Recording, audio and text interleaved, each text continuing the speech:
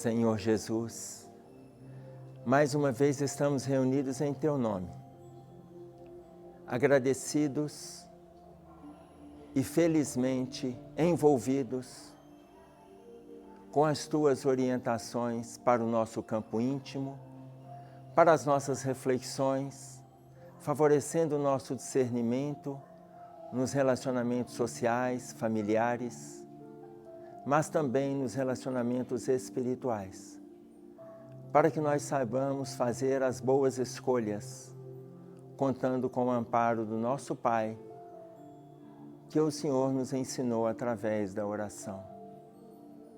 Agradecido, Senhor, por nos oferecer as condições necessárias que o nosso corpo permite, o deslocamento, o entendimento e a proliferação destes ensinamentos, a partir da palavra e a partir das atitudes.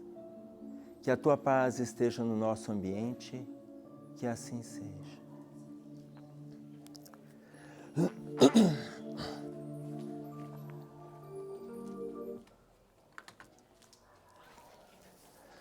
Nós estamos acompanhando o livro Justiça Divina,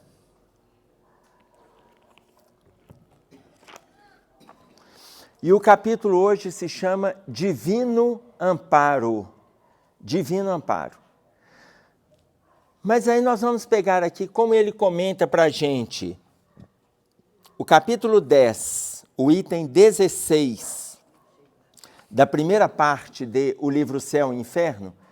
Vou pegar um trechinho, que a página é longa, mas eu gostaria de pegar um trechinho para discutir com vocês, quando ele diz para nós assim: mas vós vos admirais que bons espíritos venham ao herege e ao ímpio, certamente porque vos esquecestes desta parábola do Cristo, não é o homem são que precisa de médico.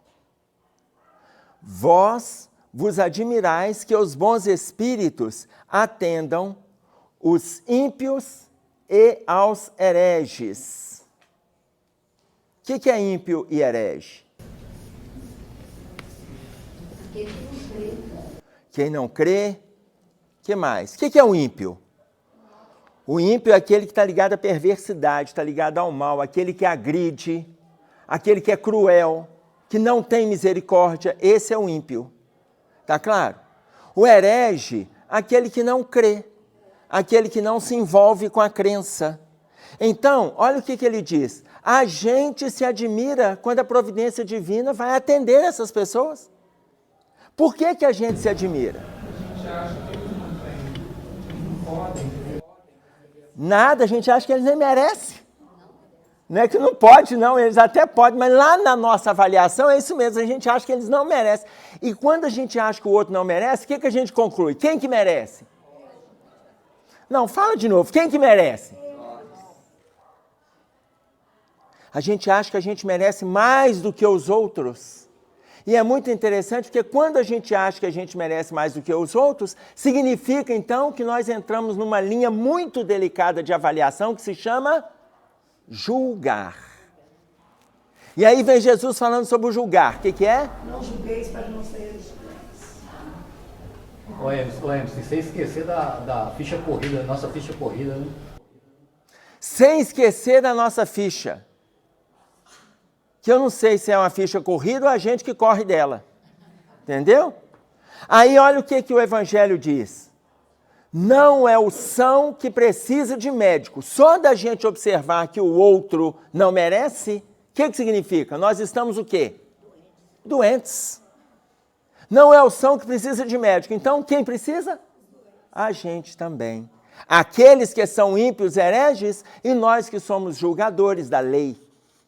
Tá claro? Nós que somos julgadores da lei. Aí o céu e o inferno continua. Então, não tendes um ponto de vista mais elevado que os fariseus daquele tempo? E vós mesmos, vós vos recusareis mostrar o bom caminho ao descrente que vos chamasse? A gente vai recusar de ajudar aquela pessoa que está em dificuldade e quer um caminho correto? A gente vai recusar de ajudá-la? Não. A gente vai ou não vai apresentar o caminho para ela? Normal, gente. Por que que a espiritualidade não vai ajudar a pessoa que é ímpio, ou seja, cruel, perverso, agressivo, ou herege, aquele que não crê em nada? Por que que a espiritualidade não vai? Principalmente se essa pessoa abrir um canal de acesso. Se ela abrir o canal de acesso, ela recebe ajuda. O problema maior é que as pessoas não abrem o canal. Este é o maior problema. As pessoas não se envolvem. Quando ela abre um canal, a luminosidade chega. A orientação chega. A intuição chega. Então depende da criatura. Tá claro? Aí ele diz, pois bem, os bons espíritos fazem o que você faria. Dirigem-se ao ímpio para dar-lhes bons conselhos. Olha, dirige-se ao cruel para dar-lhes bons conselhos. Agora, a gente também não faria? Faria. Lembra um exemplo que eu citei para vocês, que eu vou repetir, que eu estava fazendo uma palestra num presídio de mulheres? E aí, no final, conversando com algumas presidiárias lá, uma delas chegou e esperou para a gente conversar e tal, esperou um pouco mais, porque tinha outras pessoas que queriam dar um toque, e aí ela pegou e falou assim, eu sei por que eu estou aqui. Eu estou aqui porque eu mereço. Eu falei, o que você fez? Ela falou assim, eu matei o meu marido. Ah, você matou o marido? Matei. Mas ele merecia morrer. Sabe por que ele merecia morrer? Porque eu cansei de apanhar. Aí você apanha uma, apanha duas, apanha três, apanha quatro. Eu cansei de apanhar. Aí, como você denuncia, fala afastamento, denuncia, fala afastamento, aí chegou uma hora que eu entendi que ou eu iria morrer ou eu iria matar. Aí eu resolvi matar. E está tudo tranquilo para você? Ela falou, tá. Eu estou cumprindo aqui a minha pena, vou cumprir. Abri mão da minha carreira. Eu falei, qual que é a sua profissão? Ela falou, sou médica. Eu sou médica. Eu abri mão da minha carreira porque eu não aceitei mais. Eu não aceitei mais. Naquele momento, o que ela estava me pedindo? Acolhimento. E não julgamento. Ela já estava presa, gente. Ela já estava presa. Por que o nosso texto se chama Divino Amparo? É para que nós entendamos que o outro que se aproxima está pedindo socorro. Está pedindo socorro. Aí ele coloca assim, os bons espíritos fazem o que faríeis, dirigem-se ao ímpio para dar-lhes bons conselhos. Em lugar de anátemas ou de anatematizardes as comunicações do além-túmulo, em lugar de agredir, em lugar de desferir, em lugar de acrescentar coisas que não fazem parte das mensagens de além-túmulo, melhor fora bendizesseis os decretos do Senhor, admirando-lhe a onipotência e a bondade infinitas. É melhor que a gente fale de Deus para aquela criatura, mostrando para aquela criatura que está em dificuldade a grandeza da divindade em estar amparando. Que graças a Deus é o mesmo que ocorre conosco. Está claro isso? Em cima desse item, o Emmanuel faz o comentário para nós. Divino amparo. Se você acredita que o hálito das entidades angelicais bafeja exclusivamente os cultivadores da virtude, medita na providência divina que honra o sol na grandeza do espaço, mas o induz a sustentar os seres que ainda jazem colados na crosta do planeta, inclusive os últimos vermes que rastejam no chão. Se a gente acha, que as entidades angelicais estão priorizando quem que elas irão atender, se a gente acha que eles estão priorizando, imagine Deus que honra o sol, que oferece energia para todos, até os vermes que rastejam no chão. O que ele está dizendo para nós? Não é divino amparo? Amparo, misericórdia para todos. Da misericórdia. Mas existe a justiça? Existe a justiça. E a justiça é o quê? É uma lei. O que acontece no andamento natural da lei? O que acontece? Quando a gente comete um engano, o que a lei faz? Cobra. A lei cobra. A lei cobra. Ora, se a justiça é lei e a lei cobra, atentemo-nos se nós queremos, porque nós teremos que corrigir os enganos. Os ímpios, hereges e outros que cometem enganos no dia a dia, vai ter que corrigir. Todo mundo tem que corrigir. Por quê? Porque estamos debaixo da lei de justiça. Isso não é uma lei da terra. Isso é uma lei universal. Mas nós podemos receber a justiça com misericórdia. Misericórdia. Receber a justiça com misericórdia significa que a gente vai ter que corrigir? Vai ou não? Vai. Só que corrigir com misericórdia é muito diferente do que corrigir debaixo de uma cobrança.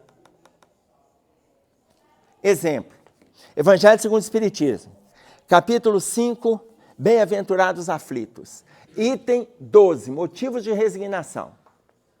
Esse é o exemplo mais tranquilo que eu gosto do Evangelho, que eu já citei para vocês, mas eu não esqueço esse exemplo, então vira e mexe eu cito ele de novo. Que é quando a gente tem um débito com a Caixa Econômica Federal. Lembra o que está escrito lá no Evangelho? Lembraram ou não? Que você deve à Caixa. Gente, vocês estão lendo o Evangelho segundo o Espiritismo? Lá não tem esse exemplo? Você deve à Caixa Econômica Federal 100 mil reais. Tem ou não tem esse exemplo lá? O resto está lá. Só não tem o nome do banco? Você deve à Caixa 100 mil reais. E aí você recebe uma carta da Caixa, porque aquela época era a época das cartas, né? Hoje é um e-mail. Você recebe uma carta da Caixa dizendo o quê? Se você pagar R$1.000 à vista, o seu débito está quitado. O que vocês fazem? Tem gente na dúvida. Gente, você deve 100 mil. Você deve 100 mil. Você recebe uma carta, pague R$1.000 à vista. O que a gente faz? Paga correndo? Ô Charles, você vende até a mamãe para você depois, não vai? Aí o Charles vende a mãe dele, depois vai comprar ela superfaturada. Tá claro? Vende para pagar o débito, depois compra. Ou seja, esse é o exemplo que está ali no Evangelho. O que nós devemos à providência, veja, o item se chama motivos de resignação. O que nós devemos à providência representa 100% de inúmeros enganos que a gente já cometeu desde outras eras. Entretanto, o que estamos sofrendo hoje é 1% do nosso débito com a providência divina. 1%, gente. Você deve 100 mil. O que a providência colocou? Se você pagar 1.000, o seu débito está quitado. Se você pagar 1.000. Aí, sabe o que a gente faz? Aqui na Terra? A gente ainda pede para parcelar. Não é possível que eu tenha que sofrer isso tudo. Não é possível que eu tenha que aguentar esses filhos. Não é possível que eu tenha que suportar esse marido. Mas será que Deus não tinha o melhorzinho? Por quê? A gente já está recebendo misericórdia. Sabe por quê que já estamos? Porque estamos aceitando passar pela justiça. E a misericórdia, a justiça com misericórdia é amparo. E estamos amparados. E o amparo é socorro. E o amparo é socorro. Oi? Tem uns que falam assim, ai, nessa encarnação eu não aguento não, vou deixar para a próxima. Ainda tem gente que faz programação de desgraça, gente. Programação de desgraça. Nessa encarnação, não, tem algumas coisas que eu já estou deixando para outra. E lá alguém está em condição de deixar alguma coisa para o futuro? Se a gente não está conseguindo semear para o bem, quando vier no futuro o que nós estamos deixando de aproveitar com misericórdia, o que vai acontecer no futuro?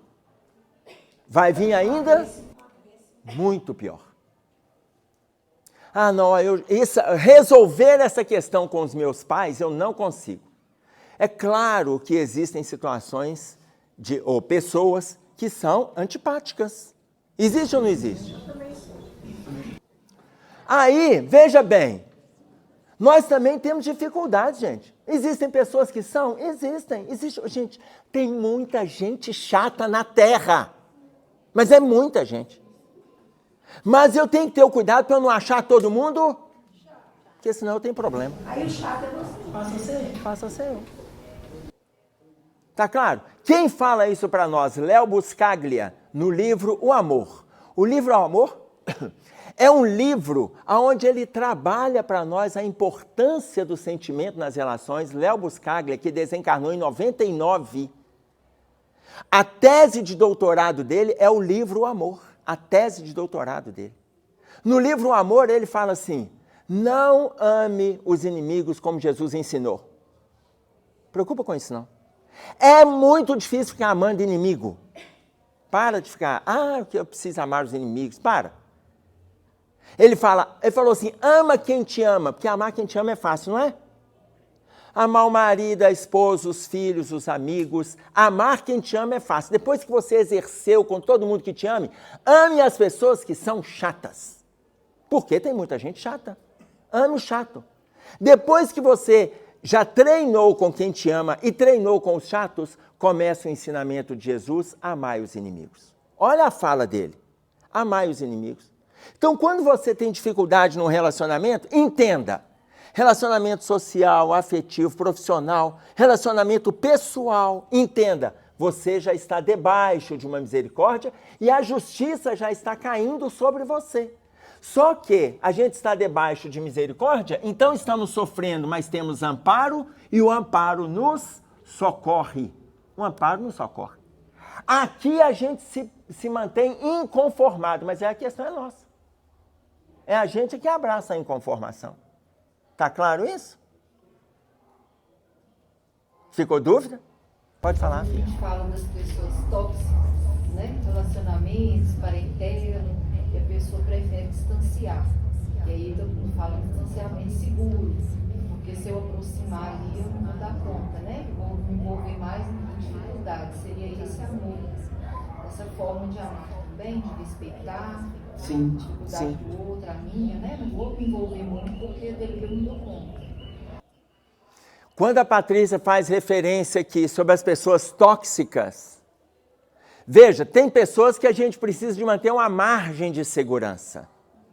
Margem de segurança, mas como é que eu vou avaliar? Você se conhece.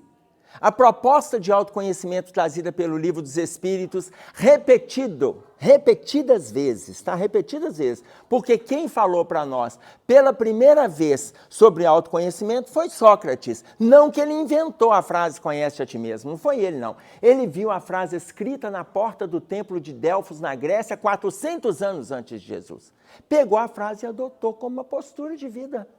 A partir dali, até hoje nós estamos trabalhando o autoconhecimento. A partir do momento que eu me conheço, eu sei a distância que eu devo manter de determinadas pessoas. Por quê? Pessoas tóxicas. Mas eu tenho que ficar distante definitivamente? É claro que não. À medida que a gente vai melhorando, a gente vai abrindo espaço.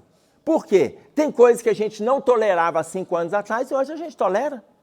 Tem coisas que a nossa rigidez não admitia há 15 anos atrás e hoje a gente admite, porque a gente flexibilizou. Mudamos o nosso estado íntimo. Entenderam? Agora, se a gente achar que todo mundo é tóxico, o problema é de quem? É a nossa toxidez. É a nossa toxidez. Tá claro? Só um minutinho. Vou pegar um exemplo aqui. Os amigos do Chico, quando ele era menino, quando ele era jovem, menino não, jovem, o levaram no filme sobre o Chico, fala que foi o pai dele, não foi o pai.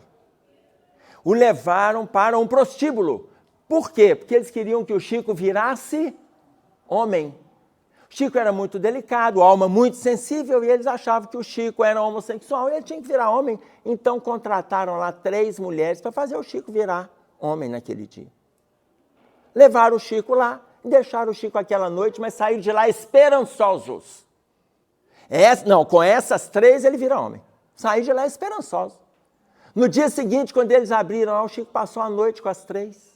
No dia seguinte, quando eles abriram lá, o Chico estava sentado com as 3, lá na cama, fazendo culto no lar. Ô, gente, é o primeiro culto que eu vi na zona. Primeiro culto na zona, foi o Chico que promoveu, você imagina. Foi o Chico que promoveu o primeiro culto no lar. Agora, o Chico poderia se submeter? Poderia, porque para ele não era tóxico. Eram irmãs em necessidade. Com um detalhe, essas 3 mulheres largaram a prostituição depois daquele culto inaugural, não pelo ambiente, mas no estado íntimo delas, elas largaram a prostituição, sumiram daquela cidade, se casaram, tiveram filhos e nunca mais se soube dessa história de prostituição delas. Viu a diferença do relacionamento para quem tem para oferecer? E outra, para quem está aberto para receber? Por quê? Porque às vezes a pessoa não está aberta, não adianta você ficar ali batendo na tecla. Oi, meu filho. Seu exemplo aí agora já elucidou, né? Porque está muito na moda de falar de pessoas tóxicas e manter essa distância. Mas a gente tem que observar se a gente não está fazendo o movimento de afastar o outro. Sim. Aí já é julgamento e já passa a ser tóxico da nossa parte, né? Sim. Eu acho que o mais sábio é a gente ter aquela face disso de Jesus Cristo, né? Quando bateu na fase, ele perguntou se era rei dos judeus, ele deu uma resposta e, uma vez, ele ficou em silêncio. Então a gente tem que observar uma pessoa tóxica o quanto a gente reage. Sim. É o nosso reagir que vai determinar a distância. Você imagina que a gente, hoje, a toxidez ela não está acontecendo nem na questão pessoal, ela está acontecendo no virtual. Acontecendo no virtual, gente. As pessoas estão com uma necessidade de sair respondendo tudo. Respondendo é porque é força de expressão. Força de expressão. Tá? Por que força de expressão? As pessoas me perguntam assim, Emerson, você não responde? Mas você não perguntou nada? Porque se a pessoa não me pergunta, eu não respondo. Mandou mensagem. Eu não faço um emoji. Ou emoticon, depende do nome que você quiser usar. É claro, o emoticon é britânico, o emoji é japonês, você pode dar o nome que você quiser. Eu não faço um emoji, ok, que bacana, que legal. A pessoa mandou. Mandou como manda para dezenas. Aí depois fala assim, você não responde, ninguém me perguntou nada. Se me perguntar, eu respondo. Se não perguntar, eu não respondo. Perguntar tem que interrogação no final. O nosso português está tão ruim que as pessoas não colocam interrogação. Se eu colocar uma interrogação aqui, eu estou questionando se Deus está socorrendo. Será que Ele socorre? As pessoas estão mandando tudo e depois falam assim, você não responde, mas não te perguntou nada. Sinceramente, não precisa falar nada. Tá claro? Então, eu praticamente não respondo. Eu evito a toxidez virtual. Mas se a gente não tiver cuidado, fique atento ao que você envia, fique atento ao que você lê. Fique atento. Para quê? Para não entrar na toxidez. Porque a toxidez, ela vai perturbar o nosso estado íntimo. Você não precisa sair enviando tudo que você recebe. E não se esqueçam, nós somos pessoas analógicas, vivendo no mundo digital. A gente não vai acompanhar nunca tudo que está chegando. Nunca. Deixa de bobagem. Te coloca no grupo tal, te tira do grupo tal, te coloca. Aí quando te tira do grupo, por que você me tirou do grupo? Gente, para de perguntar. É um prazer inesgotável te tirar do grupo. Isso é um prazer inenarrável. Aí, Emerson, você não responde nada. Qual que é a sua função? Silenciar os grupos. Adoro quando o povo me coloca, porque a minha função é silenciar. Se todo mundo aprender, fica todo mundo calado. É uma beleza. Aí, se se tirar do grupo, é um favor. Por que você não sai? Porque não fui eu que entrei. Me colocaram, me tiraram, me tiraram. Então é uma beleza, Quem quer se dirigir a você, dirige a você. Manda nome. Oi, filho. A gente está falando dessa toxidez aí. No caso, quando você tem que saber o que responder, às vezes, virtualmente. Se a pessoa mandou um texto, você não respondeu, você vai falar com ela assim, mas você não me perguntou. Ela vai receber como se fosse uma falta de educação. Saber lidar com isso também está sendo difícil no dia a dia. Sim. Se ela mandar um texto e eu falar, você não me perguntou, para eu falar que você não me perguntou, ela tem que ter feito uma pergunta. O que você achou? Porque se ela só me mandou um texto, gente, é para mandar um livro. Mas se ela não perguntou, você leu? Faça a resenha. Se ela perguntar, você leu, ela vai pedir depois, faça a resenha. Agora, se ela mandou um texto, ok. Eu não preciso te perguntar por que você me mandou esse texto. Você gostaria que eu comentasse alguma coisa? Eu não concordo com o trecho tal. Eu não preciso falar nada, ela não falou nada. Para eu evitar o meu estado doentio. Agora, se ela perguntou, você leu? Eu respondo, ainda não. Farei em breve. Pronto, em breve. Daí a 2 dias ela pergunta, e aí? Aí você responde, em breve. O que é breve, gente? 2 dias eu sou generoso, porque na realidade eles pedem horas. O que é em breve? O que é em breve? Depende da sua visão de tempo. O meu tempo é a eternidade. O outro tem pressa. Aqui, André Luiz estava lá na cidade Nosso Lar. Estava lá em Nosso Lar. Aí o Clarencio colocou para ele assim, gente, olha, novembro, dezembro, final de ano, Clarencio fala com ele assim, você vai receber um presente dos Espíritos. Quando fala para você, final de novembro, dezembro, que você vai receber um presente, qual data que você pensa?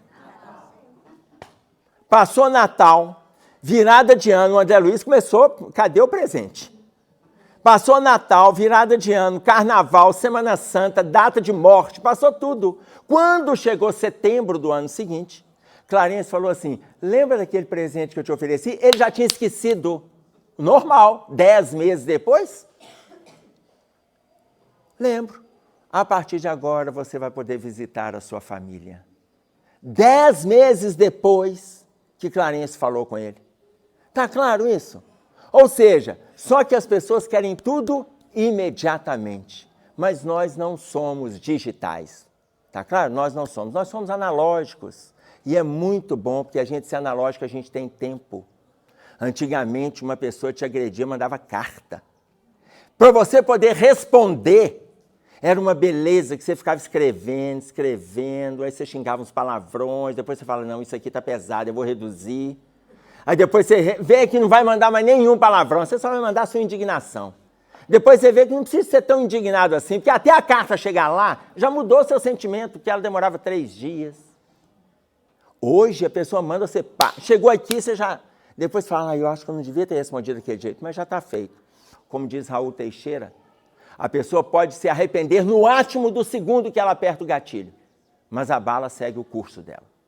Ela pode se arrepender no átimo do segundo, mas não freia a bala. Quando a pessoa manda esse tipo de mensagem inadequada, e a gente toma uma postura de corrigir a pessoa, de tentar falar que aquilo ali está errado e tudo, como é que funciona isso? Assim? Qual que...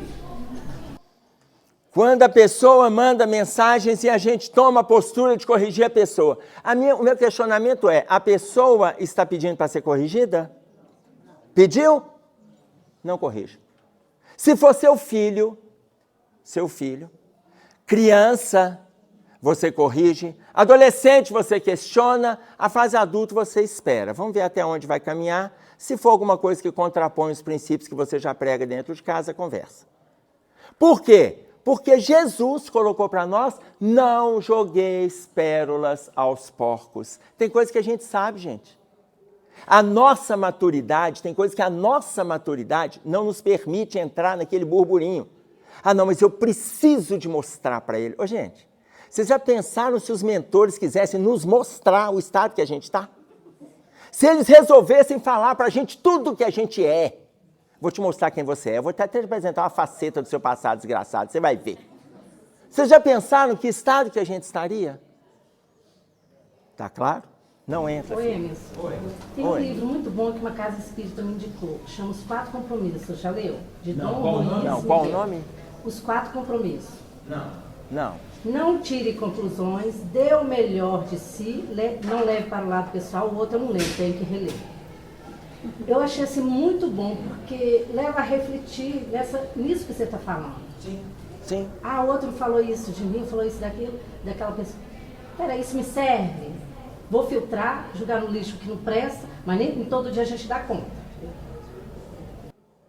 Olha só, se a gente, só para citar, que eu estou lembrando da referência aqui, na segunda carta de Pedro, se estiver errado, vocês vão ver no vídeo, Quem está vendo no vídeo, vai ver depois. Na segunda carta de Pedro, no capítulo 2, no versículo 19,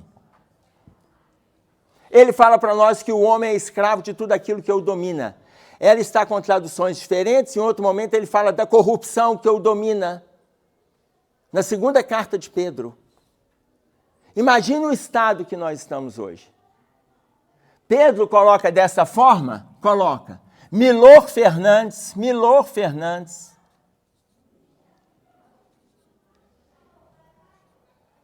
é importante ter sem que eu ter te tenha. É importante ter sem que eu ter te tenha. Não permita que aquilo que te perturba te tenha. Não permita que aquilo que te perturba te domine. Não permita que aquilo te conduza. Você tem a condução. Você tem a condução. Não permita isso na tecnologia, não permita isso em outras coisas, a tecnologia, imóveis, não permita. Dinheiro. E aí o que aquele grande cantor coloca? Frejá. O que Frejá coloca? De vez em quando você diga para o dinheiro quem é o dono de quem. Ou seja, quando ele fala sobre o dinheiro, o Melor falando da tecnologia, Pedro falando de tudo, quem tem o domínio, quem tem a condução é você. Então a gente está recebendo o divino amparo, a gente vai lá e despreza. Por que a gente despreza? Porque a gente está dando margem às questões que são sociais. E isso hoje, gente, está sendo perturbador. Tá claro? Porque quando a gente faz referência, e eu quero citar aqui, quando a gente faz referência ao Frejá, ele está propondo também nessa música luta. Ele está propondo luta. O que coloca para nós Thomas Edison, que inventou a lâmpada, depois de mais de 700 vezes que ele inventou, que ele estava lá estudando a lâmpada, lembram disso? Ele chega e fala, quando seus súditos vão mudar Para quê? Você já está tentando descobrir a espessura do filamento para conduzir a energia? Pede para ele desistir. Aí o que ele fala? Agora que eu estou perto da descoberta, depois de 700 vezes, agora que eu estou perto? Aí, mas como está perto? O senhor já tentou 700 vezes. Ele falou assim, não, mas eu já tenho 700 caminhos que eu não devo percorrer. Ele já sabe 700 que ele não tem que percorrer. Ele ainda tem outros, então ele está perto. Aí ele depois coloca assim, eu admiro mais uma pessoa que tem uma ideia e vai com ela até o final, do que aquele que tem 1000 ideias e não faz nada. Ô, gente, mas tem gente criativa na Terra. Tem muita gente de 1000 ideias e não tem feito nada. Ou seja, não aproveita o amparo que a espiritualidade está oferecendo. Não aproveita. Tudo bem?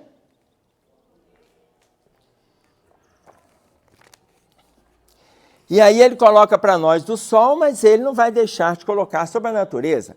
Contempla os quadros que te circundam em todas as direções e reconhecerás o amor infinito, buscando suprimir em silêncio as situações deprimentes da natureza. Ele cita 4 situações deprimentes da natureza. 4. O abismo, a terra seca, o céu escuro e os espinheirais. 4 movimentos da natureza que ele coloca como situações deprimentes. Aí ele diz assim, as cachoeiras cobrem os abismos. As fontes alimentam a terra seca. Os astros clareiam o céu da noite. E as flores valorizam os espinheirais. No campo do pensamento em que estagias, surpreenderás esse mesmo infinito amor, procurando extinguir as condições inferiores da humanidade. No campo do pensamento, a gente dá conta de alimentar desse infinito. A gente dá conta se a gente quiser. No campo mental, a gente já consegue fazer esse movimento. Depende de nós sairmos desse campo para as ações. Tá claro? Mas no campo mental, a gente já consegue. Mas é o nosso desejo? Conhecimento, gente, nós temos muito alicerçado. E aí ele diz assim, pais transfigurados em gênios de ternura, professores desfazendo as sombras da ignorância, médicos a sanarem doenças, almas generosas socorrendo a necessidade. O que fica claro? Nós não podemos abandonar o outro que para nós pede amparo. E aí, eu queria trazer para vocês um trechinho aqui, porque às vezes a gente se acha melhor do que os outros.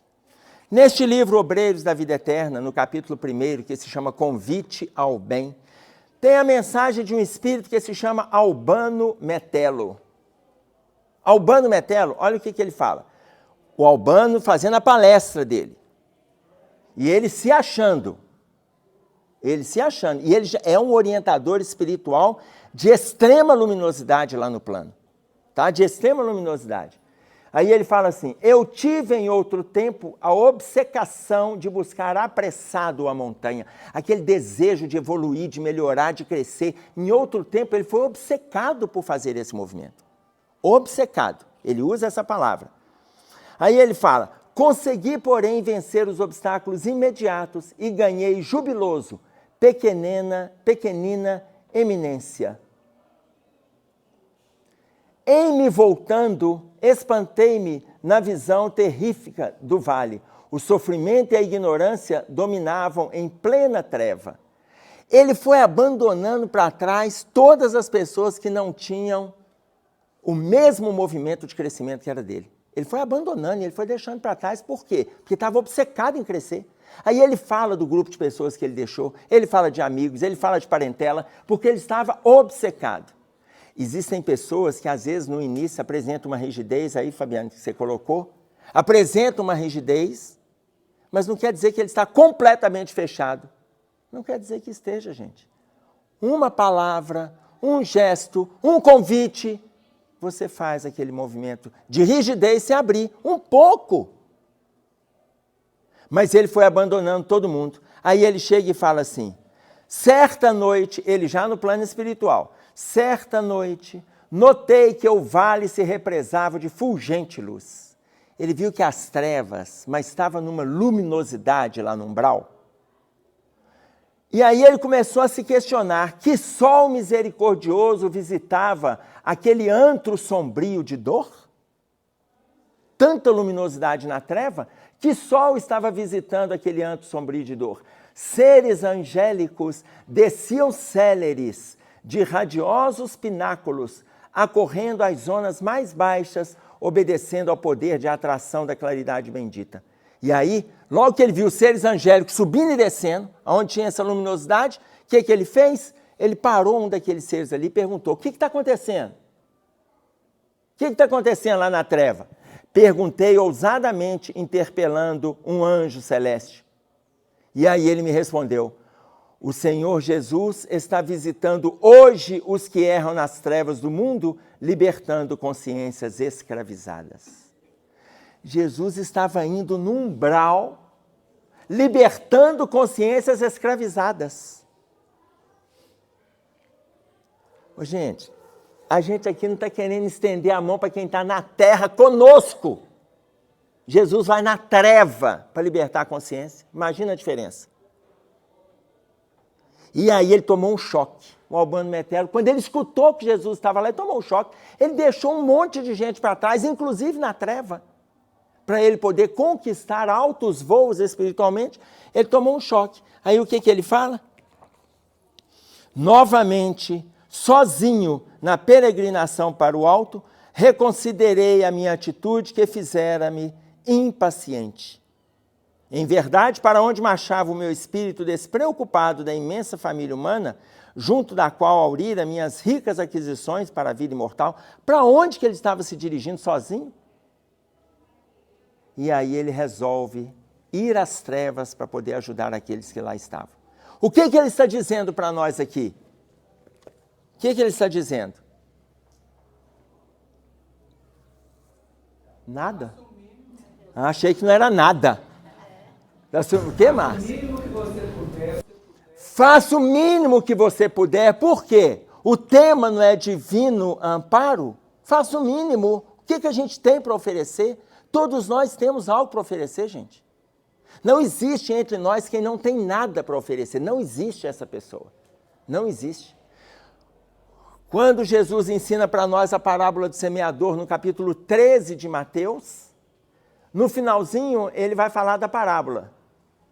Que o semeador saiu a semear, uma parte da semente caiu à beira da estrada, outra parte caiu entre os pedregais, outra parte caiu entre os espinheiros. Nenhuma dessas virou fruto lá na frente. Não vamos entrar no detalhe da passagem, nenhuma dessas virou fruto lá na frente. Mas aí Jesus coloca o quê? Mas uma parte da semente caiu em boa terra. E deu fruto. Olha o que Jesus fala. E deu fruto. Uma deu 100, outra deu 60, outra deu 30. O que significa? Todo mundo produz conformidade com o seu potencial. Todo mundo tem algo para produzir. Todos. Tem gente que pode produzir 100, outros 60, outros 30. Entre nós, quem está produzindo 100? Levanta a mão que eu quero conhecer esse anjo. A sua filha está se achando. Não, isso é processo de fascinação. Isso é obsessão. Produzindo 100 significa aproveitar todas as oportunidades que estão chegando. Todas, invariavelmente. Produz. Todo mundo tem algo para oferecer. Quem está produzindo 60? Levanta a mão. Vocês estão com vergonha ou vocês não estão fazendo nada? Quem está produzindo 30? Levanta a mão. E tem uma parte que não está fazendo nada. Uma boa parte não levanta a mão de jeito nenhum. Então, a gente se avalia. Nós já sabemos, entre nós, que 100 nós não estamos produzindo. Por quê? Porque sem aproveitar tudo. Sem é tudo. Todas as oportunidades. Alguém te irrita, você tem a oportunidade de testar a sua paciência. Alguém faz uma fofoca, você tem a oportunidade de calar, morrer aquela fofoca ali com a sua língua, sem você levar para frente. Alguém está fazendo um escândalo, você tem a oportunidade de proliferar aquele estado negativo do outro e você silencia. Alguém arranha o seu carro e você ora para a pessoa que arranhou o seu carro. Alguém te fecha no trânsito, você bate numa pilastra, você diz para aquela pessoa, vai com Deus, meu filho, vai em paz. Esse aproveita 100% das oportunidades. O que aproveita 60%, é possível que esteja na nossa média. Média. Naquela época que Jesus falou isso, ele foi lá no Brasil e ele sabia que 60 era a média para passar de ano na escola. Aí ele já citou a parábola e já falou 60. Está na média.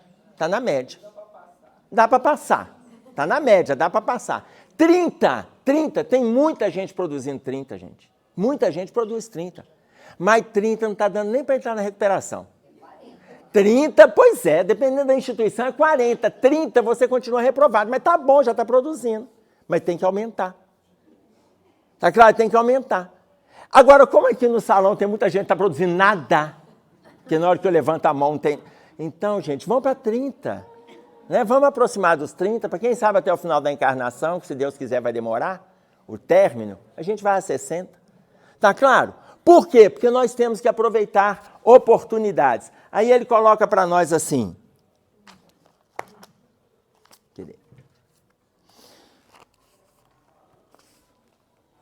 Ele coloca para nós assim, não estranhes a atitude dos espíritos benevolentes que estendem as mãos através da mediunidade a companheiros do mundo que te pareçam indignos. Não estranhe quando vier ao auxílio de algum espírito que está ajudando. Não estranhe. Por quê? Porque se a gente estranha, questiona e nega, fica parecendo que a gente tem razão.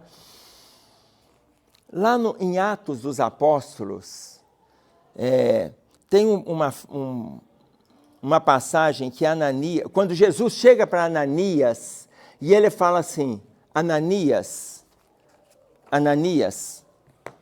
e Ananias estava orando. E aí Jesus fala, Ananias, Ananias olha para Jesus, em espírito, Jesus já estava desencarnado. Olha para Jesus e fala assim, eis-me aqui, Senhor. O que significa eis-me aqui, Senhor, gente? Essa frase. Estou pronto. Ô, gente, então, eu estou pronto não é falta de discernimento. Eu estou pronto. Eu estou pronto. Aí o que Jesus pede para ele? Aquele que te persegue precisa da sua ajuda. Vai até ele que está na pousada tal, se eu não me engano está no capítulo 9 de Atos. Vai até ele que está na pousada tal e traga-lhe de volta a visão. O que Ananias faz? Não vai? Não. Vocês estão achando que é só Jesus falar para Ananias e Ananias vai? O que Ananias faz? No primeiro momento, o que ele faz? Não ele questiona por que Saulo. Ele não questiona a posição dele, não. Olha a mediunidade trabalhando, a mediunidade. Ele estava vendo Jesus. Aí ele questiona Jesus, mestre, mas esses são os perseguidores dos teus seguidores. Este e os seus soldados são os perseguidores dos seus seguidores. O Senhor está me pedindo para restituir-lhe a visão? Ou seja, o que Ananias está dizendo para nós? Ananias está lúcido. Ele questiona. Ele não nega Jesus, mas ele questiona.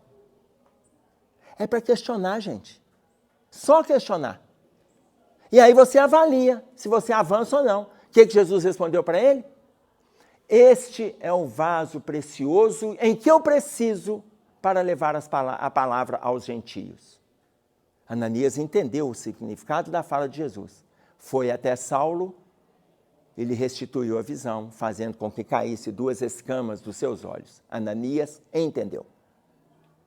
O que Ananias fez? Questionou, mas não perdeu o discernimento. João, discípulo, João coloca para nós, na sua primeira carta, no capítulo 4, no versículo 1, ele coloca para nós, provai se os espíritos são de Deus.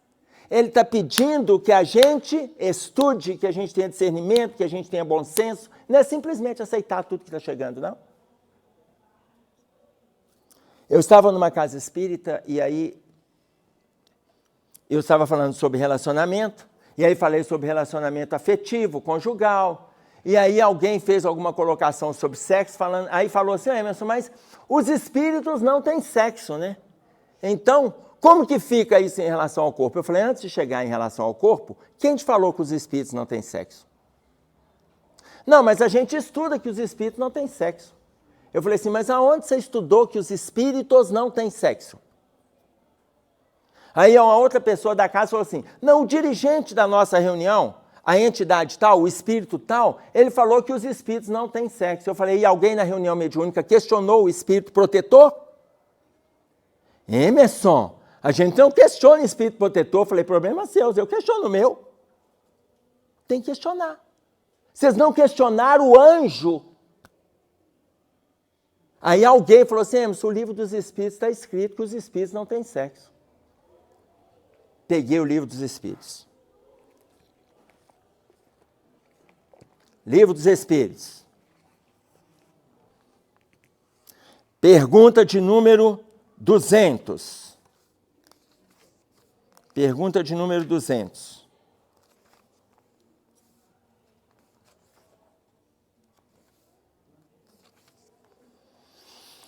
Tem sexo os espíritos? Ah, Emerson, é essa pergunta aí mesmo. Eu falei, não é essa? É. Tem sexo os espíritos? Aí o pessoal respondeu? Não. Eu falei, quem falou que isso está escrito aqui? Emerson, está escrito aí. Eu falei, tem sexo os espíritos? Não como o entendeis. Não falou que não tem, não. Falou que não como o entendeis. Aí lá na reunião falaram que os espíritos não têm sexo e ninguém questionou. Então fica parecendo que todos eles são eunucos. Não são eunucos, gente. Tem uma outra, do jeito que a gente entende, não tem. Não tem o sexo sensual, não tem o sexo vaginal, não tem o sexo biológico, do jeito que a gente entende aqui na Terra. Tem um outro sexo, eu não sei como é que é, não. Depois, quando eu falei, gente, tem uma outra manifestação sexual, alguém teve a coragem de falar assim, você sabe como é que é? Eu falei, não. Não sei, eu sou da Terra. Estou só passando para vocês que está escrito aqui. Eu sou da Terra, não sei não, só sei o que é daqui. Tem sexos espíritos? Não como entendeis, porque os sexos dependem da organização de cada um. Depende da organização. Há entre eles amor e simpatia, mas baseados na concordância dos sentimentos. Então tem uma outra manifestação sexual que nós desconhecemos. O que é isso? Provai se os espíritos são de Deus. Quando Ananias pergunta para Jesus, Senhor, mas este que é o teu perseguidor é para eu curar? É para a gente parar, não quer dizer que é para a gente aceitar cegamente, não. É para a gente parar de discutir com a razão. Para de discutir. Se a razão está te propondo que é isso, isso e isso, questionou. Precisa ser feito? Vai lá e faz. Precisa ser feito? Vai lá e faz. Isso não significa que você está neutralizando o sentimento, não significa que você está abrindo mão da espiritualização. Não significa. Tá claro? Quando aquele compositor paraibano, nascido em João Pessoa, que compôs Para Não Dizer Que Não Falei das Flores, Geraldo Vandré, que para alguns a música está com o nome Caminhando e Cantando, quando ele fala lá no seu refrão, qual que é o refrão? Quem sabe, faz a hora e não espera acontecer. Ele está propondo que a gente caminhe. As pessoas estão próximas da gente. Caminhe. John Richardson Jr., um americano, político, empresário, escritor, ele coloca para nós assim, existem 3 tipos de pessoas. Avalia, tá? Existem 3 tipos de pessoas. As que esperam acontecer, as que fazem acontecer e as que perguntam, o que aconteceu?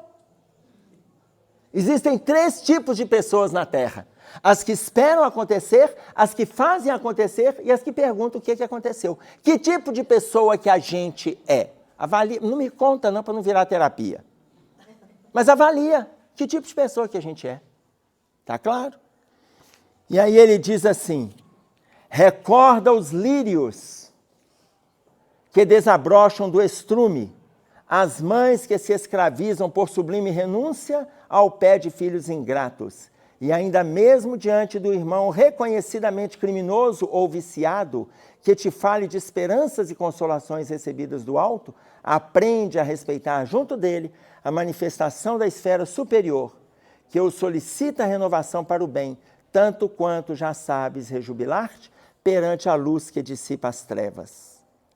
Tem mães que estão sofrendo com os filhos. Gente, é uma dor inenarrável os pais que estão sofrendo com os filhos envolvidos, por exemplo, com droga, envolvidos com tráfico.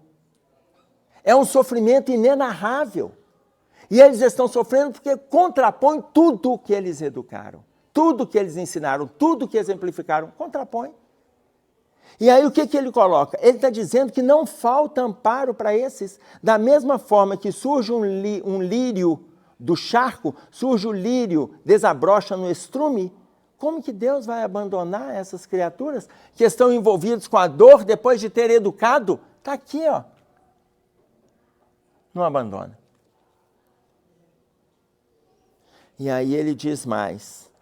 E se alguém dogmatiza acerca de supostos privilégios na criação, não esqueças que o Criador é bondade e justiça para todas as pessoas, refletindo no Cristo que asseverou claramente não ter vindo à terra para curar os sãos. No capítulo 2, no versículo 17, ele coloca de Marcos, ele coloca, não vim à terra para curar os sãos, vim para os doentes. Entendamos que a gente está doente. Entendamos isso. Porque senão a gente se acha melhor do que o outro e nós não estamos. Nós não estamos melhor do que o outro. E o outro que na nossa concepção pode ser um marginal, ele pode estar recebendo uma oportunidade ali. Vamos pegar um exemplo? O marginal que muitos conheceram pela história, que chama-se José Carlos dos Reis Ensina, eu gosto de citar o exemplo dele, porque se na década de 80 tivesse aprovado pena de morte nesse país, José Carlos dos Reis Ensina teria encabeçado a fila. José Carlos dos Reis Ensina, ele foi aquele que na popularidade, ele ganhou o apelido de Escadinha. Escadinha. Na década de 80, ele teria encabeçado a fila da pena de morte. O Congresso não aprovou pena de morte. Ele foi preso, ele fugiu, ele foi preso, ele fugiu. Ele programou a fuga da cadeia de segurança máxima de Bangu 1 de helicóptero. Ah, com um detalhe, não existia celular. Que programar hoje qualquer fuga com celular ficou fácil. Ficou fácil para mim que estou fora. Na época ele programou fugir de helicóptero. Os seguranças não entenderam o que estava acontecendo. De repente o helicóptero desce no pátio. Ele estava no horário do sol. Os seguranças do presídio viram um cara correndo na direção do helicóptero. O helicóptero não toca o solo. O helicóptero se abaixa e ele salta dentro do helicóptero. O helicóptero vai embora sem nenhum tiro. Sem nenhum tiro. Depois prenderam de novo Escadinha. Ele provou a ineficiência do sistema prisional da chamada cadeia de segurança máxima. Só que lá dentro ele ganhou uma Bíblia de presente. E aí ele começou a ler a Bíblia. Aí ele começou a mudar atitudes. Aí ele começou a lavar banheiro. Ele começou a varrer o pátio. Ele começou a limpar a cozinha, lavar vasilhas. E ele foi diminuindo a pena dele pelos serviços prestados. Quando chegou na década de 90, ele recebe a concessão de sair do presídio 8 da manhã e voltar às 18 horas. Ele tinha que dormir no presídio. Ele saía às 8 e voltava às 18. Todos os dias.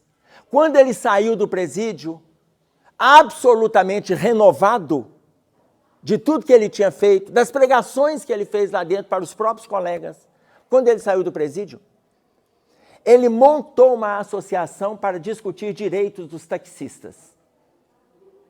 Essa associação discutia a cor do táxi, o valor da bandeirada, itinerário de táxi, taxa que seria de desconto com o governo federal. Ele montou uma associação. Quando essa associação estava estável, ele criou uma creche para receber crianças abandonadas pelos pais ou crianças cujos pais foram assassinados.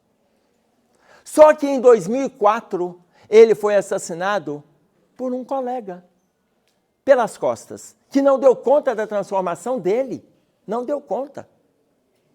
Ele já estava absolutamente renovado em relação aos crimes que ele cometeu. Quando ele morreu, haviam 83 crianças internadas na creche que ele criou e ele era voluntário na creche.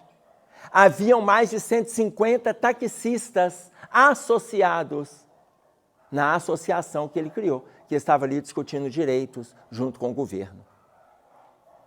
Então, existe aí, lá na colocação de Jesus sobre a parábola da dracma perdida, ele encerra para nós essa passagem, a parábola da dracma perdida, que, se eu não me engano, está no capítulo 11 de Lucas. Ele coloca para nós: existe grande alegria diante dos anjos de Deus por um pecador que se arrepende. Existe grande alegria diante dos anjos de Deus por um pecador que se arrepende. Atentemo-nos para o nosso movimento de mudança. Atentemo-nos. Por isso que o texto se chama Divino Amparo. O tempo todo nós estamos recebendo envolvimento da espiritualidade, orientações, intuições, para que nós façamos um movimento de mudança. Ficou dúvida? Já dá para chegar a 30? Já? Então nós vamos fazer a nossa prece para a gente encerrar.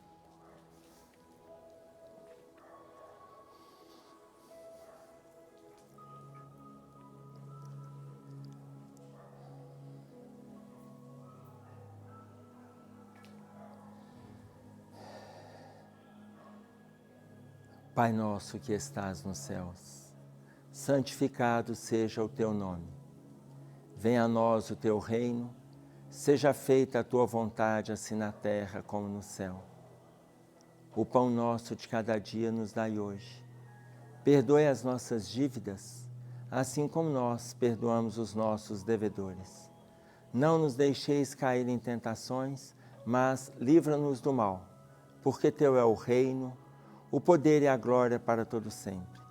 Com esta prece, Senhor, estamos encerrando o nosso estudo desta manhã. Fique conosco, que assim seja.